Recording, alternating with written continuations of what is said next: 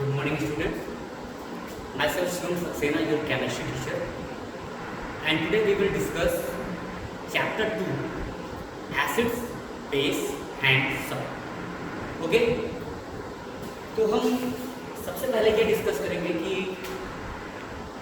Acids और base के बारे में इनकी हिस्ट्री क्या, इनका इंट्रोडक्शन क्या।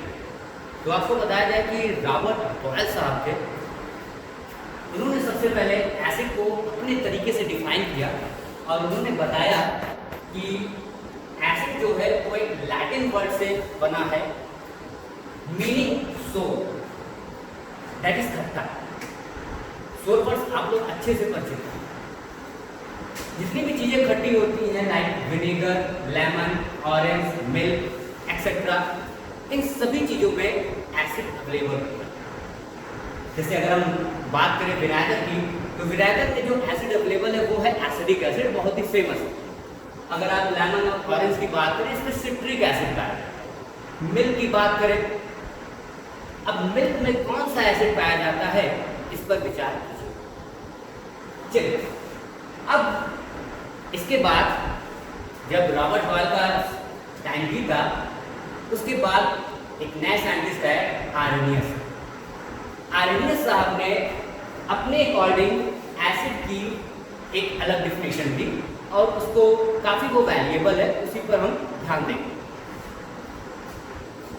आर्रेनियस साहब ने कहा कि acid is this substance on dissolving water gives X+ ions। Acid कोई भी ऐसे सब्सटेंस जो वाटर में डिसॉल्व होने पर X+ आयन देंगे, वो हमारे एसिड से लाइक HCl, इसको वाटर में डिसॉल्व किया गया है, इसीलिए यहाँ पर यूज हुआ है एक्वस। तो एक्वस मीन्स यहाँ पर वाटर है, तो HCl को जब वाटर में डिसॉल्व किया जाता है तो हमें H+ मिल रहा है एंड Cl- है। HCl that is hydrochloric acid. Hydrochloric acid को जब हम वाटर में डिसॉल्व करेंगे तो हमको H+ आयन मिलेगा। तो according to Arrhenius concept, acid is a substance which gives H+ ion when dissolve in water. ये डिफिनेशन आपको याद रखनी है। और एक बात आप हमेशा याद रखिए कि एसिड का नाम सुनते ही आपके माइंड में ये मैसेज जाना चाहिए कि acid is a substance which gives H+ ion when dissolve in water. जब आप दबंग नाम सुनते हैं तो आपके माइंड में एक मैसेज जाता है कि सलमान खान की बात। आप खिलाड़ी सुनते हैं तो आपके माइंड में एक मैसेज जाता है कि अक्षय कुमार की बात हो रही है। वैसे ही एसिड का नाम सुनते ही आपके माइंड में एक मैसेज जाना चाहिए कि acid the substance which gives H+ ion when dissolve in water. HCl है, ऐसे ही और भी बहुत सारे लाइक H2SO4, HNO3, ये सारी चीजें लाइक यहाँ पर HCl मैंने एग्जांपल बताया, नेक्स्ट वन में बताता हूँ आपको H2SO4, HNO3।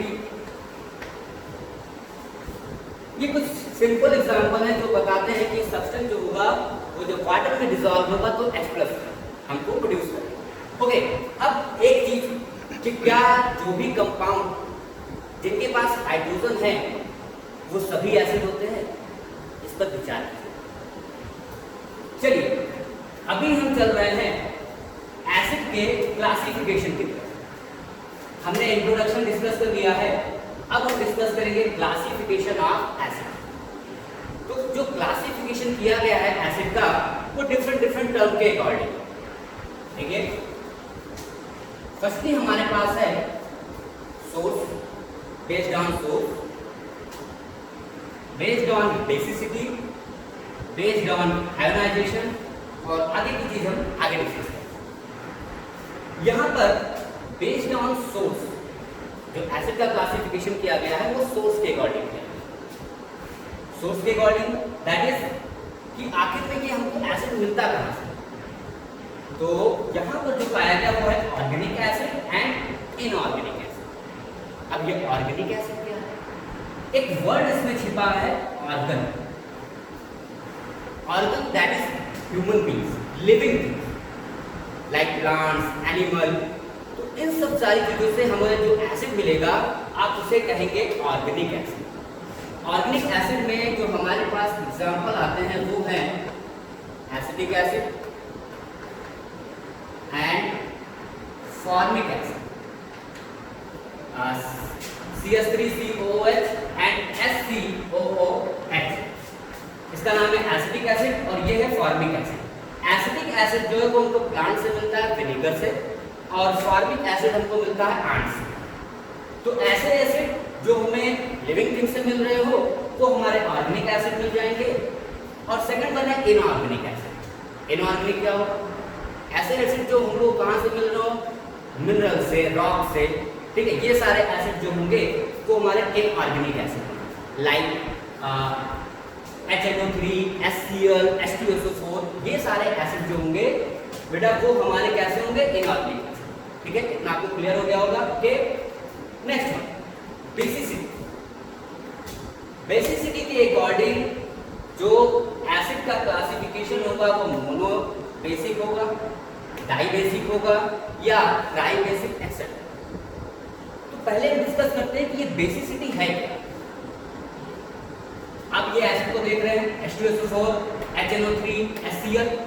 इन एसिड में जितने number of replaceable hydrogen ion होते हैं उन्हीं को कहते हैं बेसिसिटी।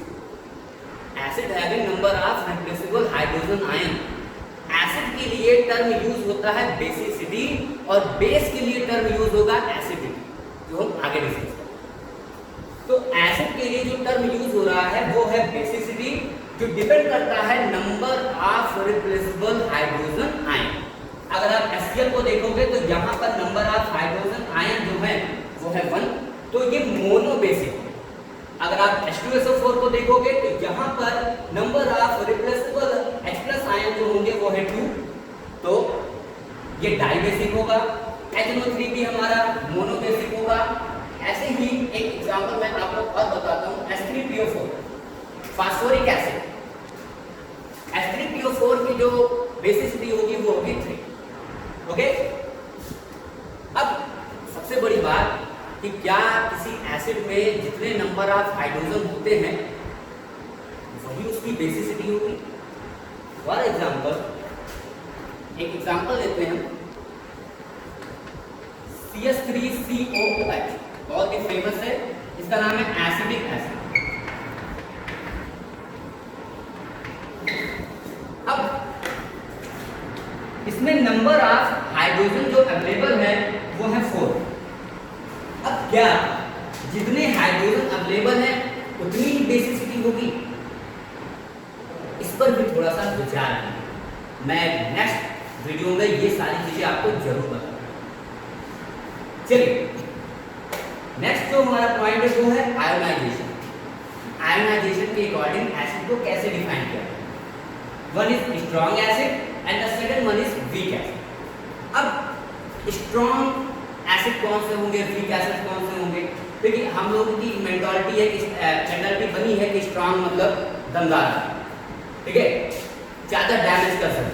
बिल्कुल, तो ये ऐसे एसिड होंगे जो ज्यादा डैमेज करेंगे। कैसे, कौन कौन से हैं? देखिए, यहां पर एक वर्ड लिखा है आयोनाइजेशन। आयोनाइजेशन क्या है? आयंस का फॉर्म, आयंस का बनना, ये हमारा होता है आयोनाइजेशन। अब ये आयंस क्या है? Positive and negative charge containing species are called ionisation. तो हम यहाँ पर आयोनाइजेशन की बात कर रहे हैं जब आप एसिड को वाटर में डिसॉल्व करते हो तो हमको एक पॉजिटिव आयन मिल रहा है और सेकंड वन है हमारा नेगेटिव आयन। इन्हीं को कहा गया है आयंस। अब आयोनाइजेशन के अकॉर्डिंग कोई एसिड हमारा स्ट्रॉन्ग कैसे होगा और कैसे वीक होगा, ये एक इंपॉर्टेंट चीजें जानने के लिए। तो देखिए,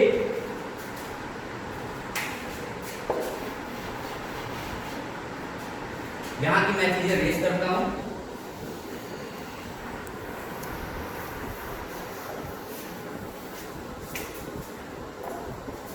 अगर आप आयोनाइजेशन की बात करें और आप कोई एक स्ट्रॉन्ग एसिड ले, क्योंकि एक स्ट्रॉन्ग एसिड की बात बात की है और वीक एसिड की बात की है। अब हमें क्या पता है कि स्ट्रॉन्ग एसिड क्या है, वीक एसिड क्या है, हमें तो यहाँ से जानना है। मैंने लिया HCl, फेमस एसिड है, हाइड्रोक्लोरिक एसिड, और जब ये वाटर में डिसॉल्व होगा तो हमको मिलेगा H+ ion and Cl- ion. Okay, अभी आयनाइजेशन की बात चल रही है, दैट मींस HCl जब वाटर में डिसॉल्व होगा तो हमें एक पॉजिटिव आयन मिल रहा है और दूसरा हमारा सेकंड वन है हमारा नेगेटिव आयन। ओके, अब ये स्ट्रॉन्ग एसिड है कि वीक एसिड है, ये एक्सपेरिमेंटली क्या पाया गया कि अगर हम 100 मॉलिक्यूल ले हाइड्रोक्लोरिक एसिड के, तो 100 के 100 मॉलिक्यूल का आयनाइजेशन होता है, दैट इज कंप्लीटली डिसोसिएशन होता है।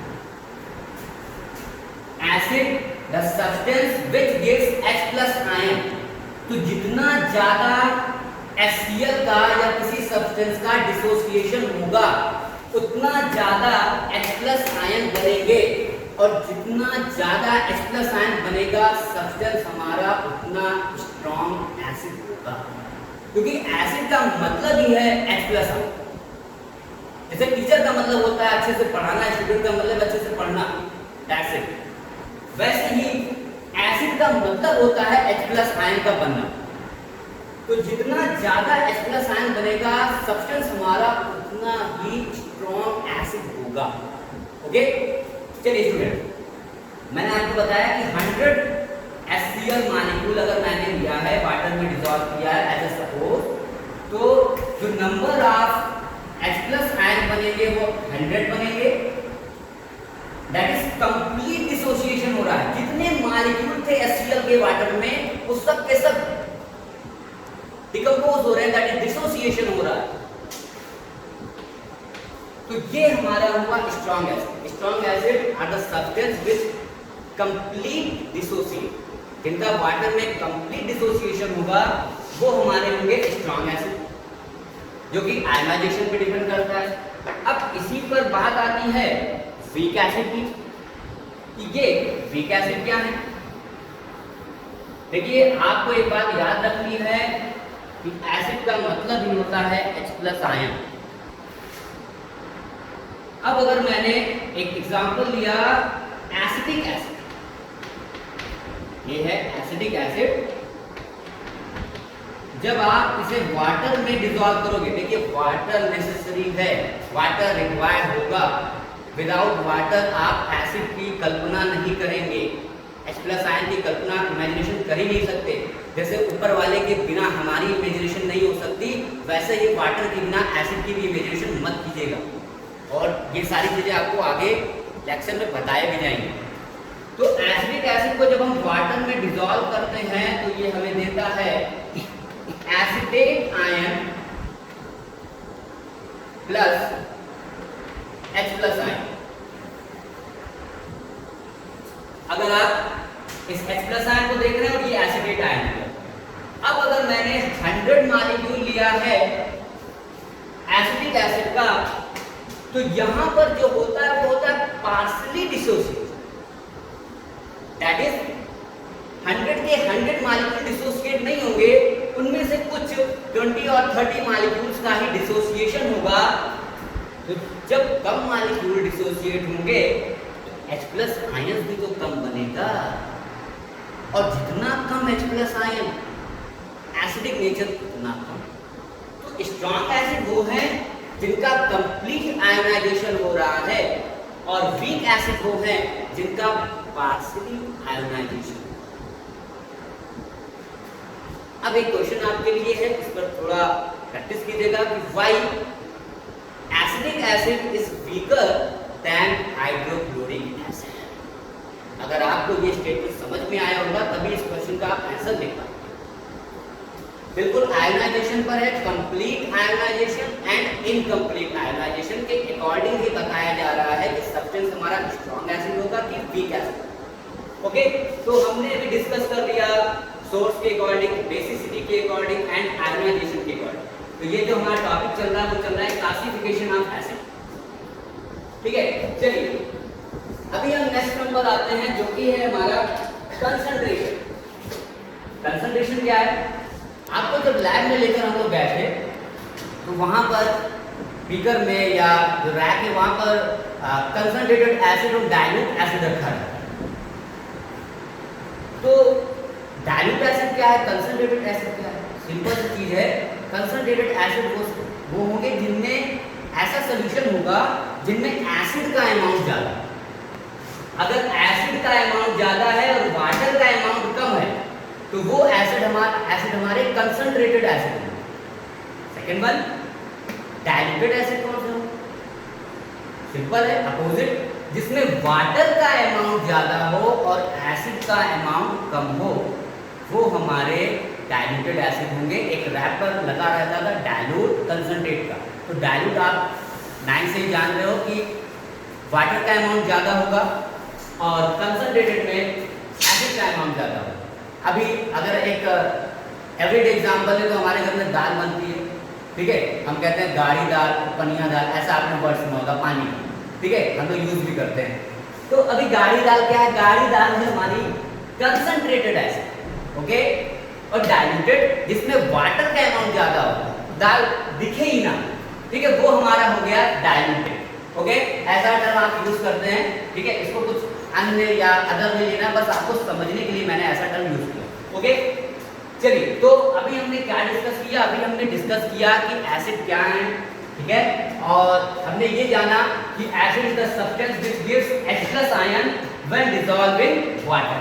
हमने ये डिस्कस कर लिया, उसके क्लासिफिकेशन डिस्कस किए, एसिड के कुछ एग्जांपल डिस्कस किए, classification based on source, based on basicity, based on ionisation and based on concentration.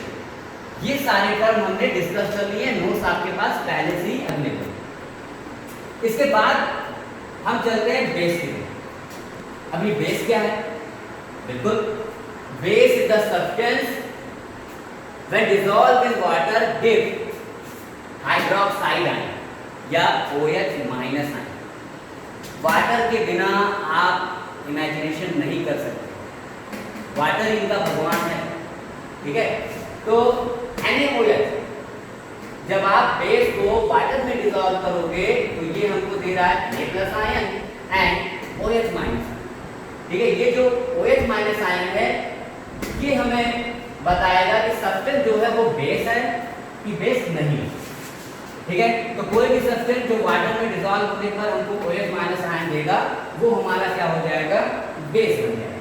कुछ और भी एग्जांपल आप देख लीजिए। मैग्नीशियम हाइड्रोक्साइड बहुत फेमस है, मिल्क ऑफ मैग्नीशिया, ठीक है। ऐसे कैल्शियम हाइड्रोक्साइड, KOH, ऐसे बहुत सारे एग्जांपल हैं जो बेस के हैं और वाटर में डिसॉल्व होने पर हमको OH- आयन देंगे। KOH ले लीजिए आप, LiOH ले लीजिए, NaOH मैंने आपको बता ही दिया, कैल्शियम हाइड्रोक्साइड ले लीजिए। ये सारे एग्जांपल हमारे बेस के हैं और वाटर में डिसॉल्व होने पर हमको OH- आयन देंगे। तो मतलब एसिड की पहचान थी H+ आयन, तो वैसे बेस की पहचान है OH-। एसिड की पहचान H+ आयन से बनती है और बेस की पहचान OH- आयन से बनती है। इस बात को 10 बार सुनिए, ओके। चलिए, तो अभी हमने जाना कि एसिड क्या है और बेस क्या है। अब जैसा कि आर्यन साहब ने डिफिनेशन दे दी एसिड और बेस की कि acid is the substance when dissolved in water give H+ ion and base is the substance when dissolved in water give OH- ion. But हम इसको कंफर्म कैसे करें? हम इसको जाने कैसे कि जो सब्सटेंस है वो हमारा एसिड ही है? जब हम लैब में जाते हैं तो हमारे पास जो साल्ट मिलते हैं, जो लिक्विड मिलते हैं, वो मोस्टली वाइट इन कलर होते हैं, ठीक है, एक ही जैसे होते हैं। हम कैसे जाने कि सब्सटेंस हमारा वाटर है कि एसिड है कि बेस है? इसका कोई आइडेंटिफिकेशन, कोई प्रूफ होना चाहिए, कोई इंडिकेशन होना चाहिए, कोई इशारा देने वाला होना चाहिए। वो इशारा देने वाला है इंडिकेटर। तो जो हमारा थर्ड टॉपिक है वो है इंडिकेटर। इंडिकेटर का काम क्या है? इंडिकेटर का काम है इंडिकेट करना कि सब्सटेंस हमारा एसिड है, बेस है कि न्यूट्रल। हमारी गाड़ियों में भी जो व्हीकल्स हम यूज करते हैं इंडिकेटर लगा होता है, जब हमें टर्न करना होता है वो पीछे वाले को बताता है कि भैया अभी मैं जा रहा हूं, आप रुक जाइए। कोरोना के आने से कुछ दिन पहले क्या, जब हमारे यहाँ 500 केस थे, तभी मोदी जी ने इंडिकेट कर दिया था कि लॉकडाउन होने जा रहा है और अपने आप को बचा लें। डिपेंड आप पर करता है कि आप उस इंडिकेशन को कितना एक्सेप्ट कर रहे हो। तो वैसे ही ये इंडिकेटर है जो हमें बताएगा कि गिवन सब्सटेंस हमारा एसिड है, बेस है कि न्यूट्रल। इस इंडिकेटर के अकॉर्डिंग हमें एसिड बेस इन सबकी आइडेंटिफिकेशन करना है।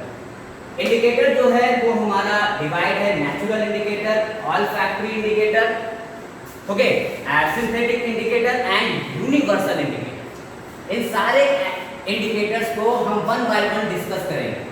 अभी मैंने आपको इंडिकेटर की डिफिनेशन बता दी है कि इंडिकेटर होता क्या है। The substance which identify the given solution is acidic, basic और न्यूट्रल बाय इंडिकेशन। इंडिकेट करके ये हमको बताएगा कि सब्सटेंस हमारा एसिड है कि बेस है। अब ये इंडिकेशन करता कैसे है, क्या लॉजिक है, कैसा इंडिकेशन है, इसको जानने के लिए हमें चलना पड़ेगा इनके टाइप्स पर, जो कि हमारे नेचुरल इंडिकेटर है, ऑल्फैक्टरी इंडिकेटर है। तो नेचुरल इंडिकेटर में नेचुरली चीजें अवेलेबल होंगी like litmus, turmeric and red type. ये सारी चीज हमें अवेलेबल हो जाती है इजी वे में। लिटमस जो है ये हमें एक प्लांट से मिलता है जिसको बोलते हैं लिचेन या लाइकेन भी बोलते हैं, LICHEN। ये 1 मार्क का इंपॉर्टेंट क्वेश्चन है कि लिटमस पेपर हमको मिलता था। अब लिटमस पेपर जो है वो अवेलेबल है in red colour and blue. Red colour और ब्लू कलर का लिटमस पेपर आता है। ये सारी बातें आपको क्लास 8th में ही बताएगी। तो लिटमस पेपर से हम कैसे आइडेंटिफिकेशन करेंगे कि सब्सटेंस हमारा एसिड होगा कि बेस होगा। देखिए आपको याद रखना है रेड है और ब्लू है, तो एसिड के लिए हम यूज करेंगे ब्लू लिटमस पेपर। एसिड के लिए हम यूज करेंगे blue litmus paper and base के लिए हम यूज करेंगे रेड लिटमस।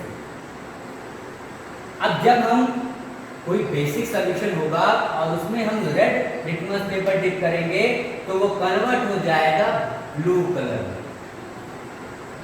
ठीक है, एसिड के लिए हम ब्लू लिटमस पेपर यूज कर रहे हैं, और ऐसे ही जब हमारा कोई सॉल्यूशन एसिडिक है और उसमें हम ब्लू लिटमस पेपर डिप करेंगे तो वो चेंज हो जाएगा रेड लिटमस पेपर में या रेड।